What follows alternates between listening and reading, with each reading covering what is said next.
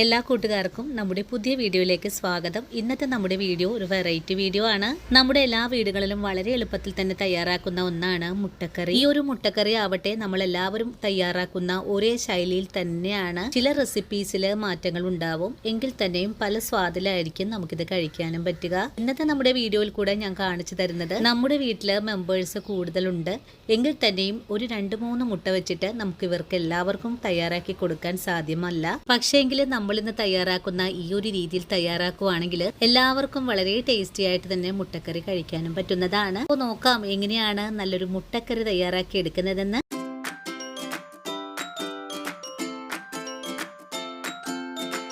ഇന്നത്തെ നമ്മുടെ മുട്ടക്കറി തയ്യാറാക്കി എടുക്കാനും വേണ്ടിയിട്ട് ഞാനിവിടെ 3 മുട്ടയാണ് എടുത്തിട്ടുള്ളത്. ഇനി നമുക്ക് കറിക്കായിട്ട് 2 സവാള ഒന്ന് പൊടിയായി കട്ട് ചെയ്തെടുത്തിട്ടുണ്ട്. പാൻ അടുപ്പിലേക്ക് വെച്ച് കൊടുക്കാം. പാൻ ചൂടായി കഴിഞ്ഞാൽ നമുക്കിതിലേക്ക് കുറച്ച് വെളിച്ചെണ്ണ കൂടെ ഒഴിച്ചു കൊടുക്കാം. അതിനുശേഷം കട്ട് ചെയ്ത് വെച്ചിരിക്കുന്ന സവാള ചേർത്തൊന്ന് വഴറ്റിയെടുക്കാം. സവാള മെറൂൺ കളറൊന്നും ആയി വരണ്ട, ഒന്ന് സോഫ്റ്റ് ആയിട്ട് വാടി കിട്ടിയാൽ മതിയാകും.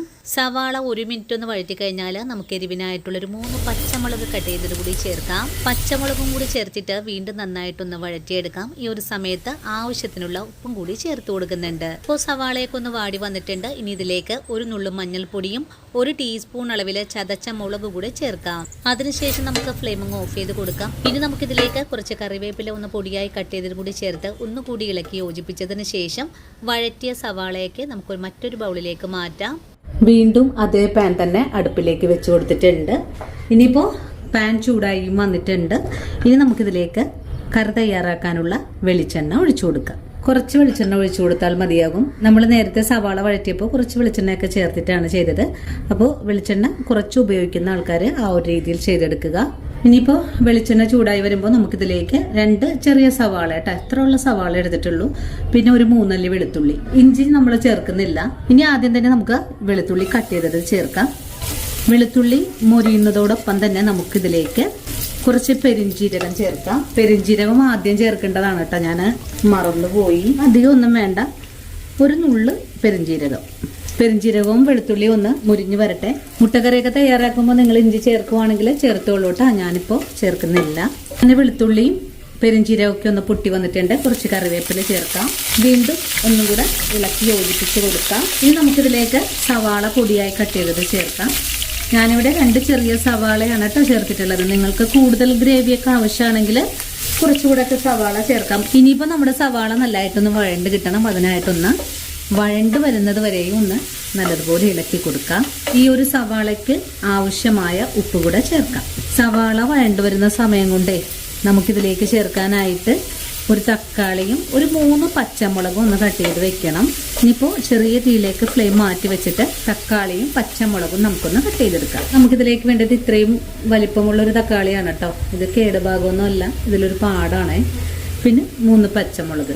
അപ്പോൾ നമ്മുടെ ഈ ഒരു പാനെ ഈ കറി തയ്യാറാക്കി എടുക്കുമ്പോൾ ഞാൻ ഗീത ചേച്ചിനെ ഓർക്കുന്നുണ്ട് കേട്ടോ. ഗീത ചേച്ചി നമുക്ക് തന്ന ഒരു ഗിഫ്റ്റാണ്. അങ്ങനെ നമ്മുടെ ഉള്ളിയും ഇപ്പോൾ നന്നായിട്ട് വാടി വന്നിട്ടുണ്ട്. ഈ ഒരു സമയത്ത് നമുക്കിതിലേക്ക് പച്ചമുളക് 3 കട്ട് ചെയ്ത് ചേർക്കാം. നമ്മളൊരു വീഡിയോ ഒക്കെ എടുത്ത് വരുമ്പോഴേ പാത്രങ്ങൾ കഴുകാനായിട്ട് കൂടുതൽ വരണം കേട്ടോ. അതുകൊണ്ടാണ് ഞാൻ കട്ടിംഗ് ബോർഡ് തന്നെ ഇന്നെടുത്തിട്ടുള്ളത്. അപ്പോൾ നമ്മുടെ സവാള ഇതേ രീതിയിലേക്ക് ഒന്ന് വാടി വന്നിട്ടുണ്ട്. പച്ചമുളകും ഒന്ന് കളർ ചേഞ്ച് വന്നിട്ടുണ്ട്. നമുക്ക് ഇനി ഇതിലേക്ക് കുറച്ച് പൊടികൾ ചേർത്തതിന് ശേഷം തക്കാളി ചേർക്കാം കേട്ടോ. അല്ലെങ്കിൽ നമ്മൾ ചേർക്കുന്ന പൊടികളുടെ ആ ഒരു പച്ചക്കുത്തലൊക്കെ ഉണ്ടാവില്ലേ, അതൊന്നും പോവില്ല കേട്ടോ. അതുപോലെ നിങ്ങൾ കറിയൊക്കെ വെക്കുമ്പോഴേ ഈ പച്ചമുളകിൻ്റെ കളറൊക്കെ കണ്ടില്ലേ, അതേപോലെ തന്നെ കിട്ടണമെങ്കിൽ നമ്മൾ വഴറ്റുന്ന കാര്യങ്ങളും കൂടെ ശ്രദ്ധിക്കണം കേട്ടോ.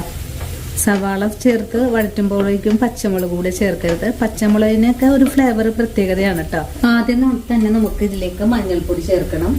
നമ്മളെടുക്കുന്ന മഞ്ഞൾപ്പൊടിയുടെ അളവ് കൂടുന്നത് ഞാൻ എപ്പോഴും പറയാറുണ്ട്, നമ്മൾ വീട്ടിൽ പൊടിക്കുന്ന പൊടിയായതുകൊണ്ടാണ് കേട്ടോ.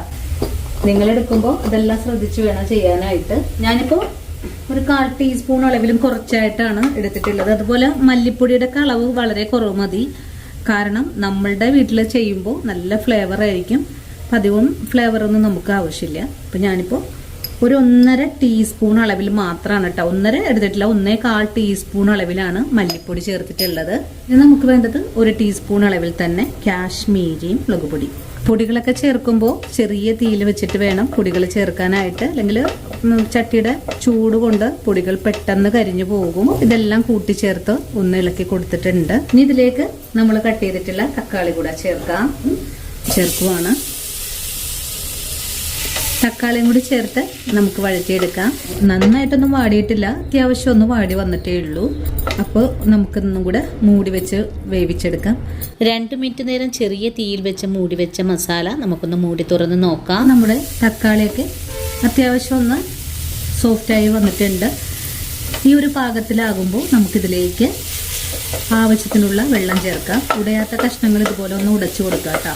ഇനി നമുക്കിതിലേക്ക് ചൂടുവെള്ളം ഒഴിച്ചു കൊടുക്കാം.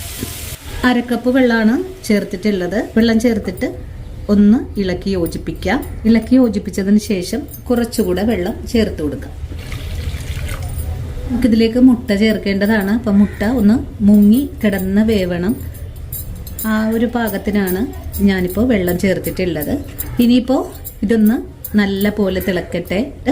ഇനി ഇതൊന്ന് മൂടി അപ്പുറത്തടുപ്പിലേക്ക് മാറ്റുവാണ്. ഇനിയിപ്പോൾ നമ്മൾ വഴറ്റിയിട്ടുള്ള ഈ ഒരു മസാലക്കൂട്ടിലേക്ക് നമ്മളിവിടെ എടുത്തു വെച്ചിട്ടുള്ള ഓരോ മുട്ടയും പൊട്ടിച്ചൊഴിക്കാം. ഇനി നമുക്ക് ഈ മുട്ട നല്ലപോലെ ഒന്ന് പതപ്പിച്ചെടുക്കാം. ഉപ്പൊക്കെ നേരത്തെ ചേർത്തിട്ടുള്ളതാണ്, അതുകൊണ്ട് ഉപ്പൊന്നും ചേർക്കേണ്ട ആവശ്യമില്ല. അങ്ങനെ നമ്മുടെ മുട്ട ഞാനിവിടെ നന്നായിട്ട് പതപ്പിച്ചെടുത്തിട്ടുണ്ട്. നമ്മൾക്ക് ഇതൊന്ന് വറുത്തെടുക്കണം. അപ്പോൾ ഇതെങ്ങനെയാണ് വറുത്തെടുക്കുന്നതെന്ന് നമുക്ക് നോക്കാം. നമ്മുടെ ഉണ്ണിയപ്പച്ചട്ടിയാണ് നമ്മുടെ വീട്ടിൽ നിത്യവും ഉണ്ടാക്കുന്ന ഉണ്ണിയപ്പച്ചട്ടി ഞാൻ അടുപ്പിലേക്ക് വെച്ച് കൊടുത്തിട്ടുണ്ട്. ചട്ടി ഇപ്പോൾ ചൂടായി വന്ന് തുടങ്ങിയിട്ടുണ്ട്. നമുക്ക് ഈ ഉൾഭാഗം ഒന്ന് തുടച്ചു കൊടുക്കണം കേട്ടോ. നമ്മുടെ ചട്ടി ചൂടായി വരുമ്പോൾ നമുക്കിതിലേക്ക് കുറച്ച് വെളിച്ചെണ്ണ ഒഴിച്ചു കൊടുക്കാം. അധികം ഒന്നും വേണ്ട, ഒരു നുള്ളു വെളിച്ചെണ്ണ. അങ്ങനെ ഇപ്പോൾ നമ്മുടെ എണ്ണ ചൂടായി വന്നിട്ടുണ്ട്. ഇനി നമുക്കിതിലേക്ക് നമ്മൾ എടുത്തിട്ടുള്ള ഈ ഒരു മുട്ടയുടെ കൂട്ട് ഒഴിച്ചു കൊടുക്കണം. ഒരു അളവ് കയ്യിലെടുത്തിട്ട് വേണം കേട്ടോ ചെയ്യാനായിട്ട്. സ്പൂൺ വേണ്ട, ഒരളവ് കയ്യിലെടുക്കാം. കണ്ടല്ലോ, ഞാനിത് ഉണ്ണിയപ്പം ഉണ്ടാക്കുന്ന കയ്യിലാണ് കേട്ടോ. ഒരു കുഴിയിലേക്ക് ഒഴിച്ചു കൊടുത്തിട്ടുണ്ട്, അടുത്ത കുഴിയിലേക്ക് ഒഴിച്ചു കൊടുത്തിട്ടുണ്ട്. 3-ാമത്തെ, 4-ാമത്തെ, 5-ാമത്തെ, 6-ാമത്തെ, 7, 8, 9 കുഴികളിലേക്ക് ഒഴിച്ചിട്ടുണ്ട്. അതേ മൂടി വെച്ച് കൊടുക്കുവാണ്. അങ്ങനെ ഒരു 2 മിനിറ്റ് നേരം ഞാൻ ചെറിയ തീയിലേക്ക് മാറ്റി മൂടി വെച്ചിട്ടുണ്ടായിരുന്നു. ഞാനിപ്പോൾ മൂടി തുറന്ന് നോക്കുന്നുണ്ട്. ഇതെല്ലാം ഇതുപോലെ ഒന്ന് ഫ്ലഫി ആയിട്ട് വന്നിട്ടുണ്ട്. നമുക്കിതൊന്ന് ഉടൻ തന്നെ മറിച്ചിട്ട് കൊടുക്കണം കേട്ടോ. റോസപ്പൂ വിരിഞ്ഞേക്കുന്ന പോലെ എല്ലാം തിരിച്ചിട്ട് കൊടുത്തിട്ടുണ്ട്. ഒന്ന് ഫ്രൈ ആയി വരട്ടെ. 1 മിനിറ്റ് നേരം മറിച്ചിട്ട് കൊടുത്തിട്ടുണ്ടായിരുന്നു. വീണ്ടും ഞാനിതുപോലെ എടുത്ത് മാറ്റുവാണ്. അങ്ങനെ നമ്മൾ ആദ്യം ഫ്രൈ ചെയ്തെടുത്ത മുട്ട ഞാനിതുപോലെ ഒന്നെടുത്ത് മാറ്റിയിട്ടുണ്ട്. അതിനുശേഷം അടുത്തതും ഈ ഒരു രീതിയിൽ തന്നെ നമുക്ക് ചെയ്തെടുക്കാം. അങ്ങനെ നമ്മൾ എടുത്തിട്ടുള്ള 3 മുട്ട വെച്ചിട്ട് 17 മുട്ടയാണ് നമ്മളിപ്പോൾ പൊരിച്ചെടുത്തിട്ടുള്ളതും. ഇപ്പോൾ നമ്മുടെ വീട്ടിലെ മെമ്പേഴ്സ് കൂടുതലുള്ള സമയത്ത് ഇതുപോലുള്ള തരികിട റെസിപ്പികളൊക്കെ നിങ്ങൾക്ക് ചെയ്ത് നോക്കാവുന്നതാണ്. അതിനുശേഷം വീണ്ടും നമ്മുടെ ഗ്രേവി അടുപ്പിലേക്ക് മാറ്റാം.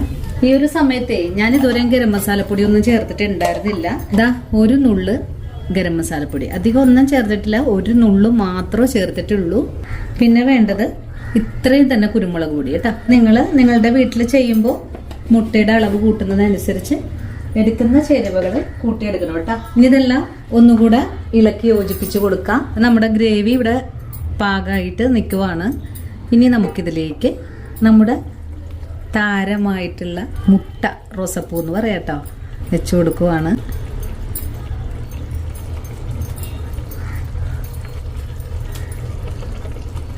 ഇതുപോലൊരു മുട്ടക്കറി നിങ്ങൾ ഇതുവരെയും തയ്യാറാക്കി നോക്കിയിട്ടില്ലെങ്കിൽ തീർച്ചയായിട്ടും നമ്മുടെ കുട്ടികളെ പറ്റിക്കാനും വേണ്ടിയിട്ടും നമ്മുടെ വീട്ടിലൊന്നും ഞെട്ടിക്കാനും വേണ്ടിയിട്ട് നിങ്ങളെല്ലാവരും തയ്യാറാക്കി നോക്കണം. തയ്യാറാക്കി നോക്കുമ്പോൾ നിങ്ങൾക്ക് ഈ റെസിപ്പിയുടെ സ്വാദ് ഇഷ്ടപ്പെടുവാണെങ്കിൽ തീർച്ചയായിട്ടും നമ്മുടെ ചാനൽ ഫോളോ ചെയ്യുന്ന കാര്യം മറന്നോ അല്ലേട്ടാ. അതുപോലെ വീഡിയോ കുറിച്ചുള്ള അഭിപ്രായങ്ങൾ കമന്റ്സ് ആയിട്ട് അറിയിക്കാനും മറക്കരുത്.